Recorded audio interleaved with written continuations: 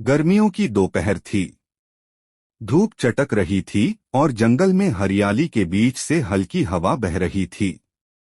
विवेक, एक 30 साल का आकर्षक वन अधिकारी, अपनी जीप से रेंज की निगरानी कर रहा था।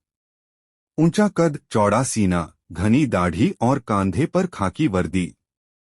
कमर पर बेल्ट टाइट बंधी हुई थी, जिससे उनकी मस्कुलर बॉडी और ज्यादा उभर कर दिख रही थी। जीप रोककर वो नीचे उतरा।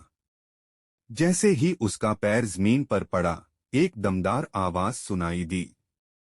भैया, यहां से आगे मत जाइए, उधर भालू दिखा था। विवेक ने पलटकर देखा, सामने था एक देसी, दमदार, जवान लड़का, आकाश। उम्र करीब 25 साल। गंजी में था, जिससे उसकी कसी हुई बाजुएं और उभरा हुआ सीना साफ दिख रहा था। गीले पसीने से उसकी त्वचा चमक रही थी। नीली जीन्स नीचे से मोड़ी हुई थी और उसके मजबूत जांघों की लाइन साफ झलक रही थी। विवेक मुस्कराया, तुम कौन हो? आकाश हंसते हुए, मैं यही गांव का हूं। जंगल में लकड़ी लेने आया था, पर आपकी जीप देखकर रुक गया। दोनों में बात शुरू हुई। आकाश की देसी हंसी और उसकी मर्दाना चाल विवेक को कहीं न कहीं छू रही थी। शाम का सीन शाम ढलते ही विवेक ने कहा, अगर डर नहीं लग रहा तो चलो मेरी पोस्ट पर चाय पीते हैं। आकाश तैयार हो गया। पोस्ट पर जाकर दोनों एक लकड़ी की बेंच पर बैठे। आकाश ने पंखा घुमाया और विवेक का कॉलर थोड़ा खोलकर उसकी गर्दन से पसीना पोंछा। विवेक ने आकाश का हाथ पकड़ा, उसकी मजबूत हथेली को देखा और कहा, काफी मेहनत करते हो ना? आकाश ने शर्माते हुए कहा, जंगल में तो हर मर्द को मेहनत करनी पड़ती है। लेकिन आपकी बाहें भी कम नहीं सर। यहां दोनों की बॉडी लैंग्वेज में टेंशन था।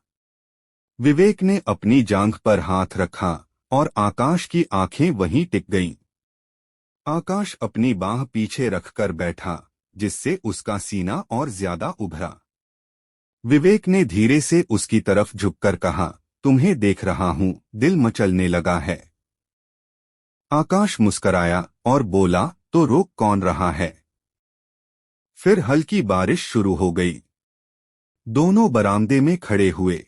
विवेक ने आकाश की कमर पकड़ी और धीरे से उसे अपनी ओर खींच लिया। दोनों की भीगी मांसपेशियां आपस में टकराईं। विवेक का हाथ आकाश की पीठ पर फिसलता हुआ नीचे गया और आकाश ने उसके कॉलर को पकड़कर होठों के करीब ले आया। बारिश की बूंदों में दोनों की सांसें गर्म हो चुकी थीं।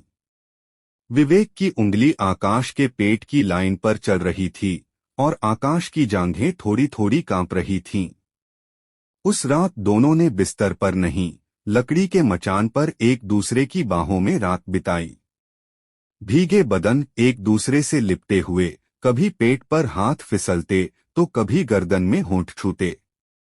सुबह उठकर आकाश ने कहा, आप जैसे अफसर से प्यार करना सपने जैसा लगता है।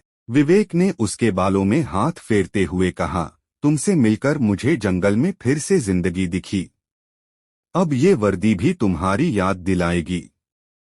आकाश ने मुस्कुराकर अपनी गंजी उठाई और कहा, अब जंगल में आग नहीं, मोहब्बत जलेगी।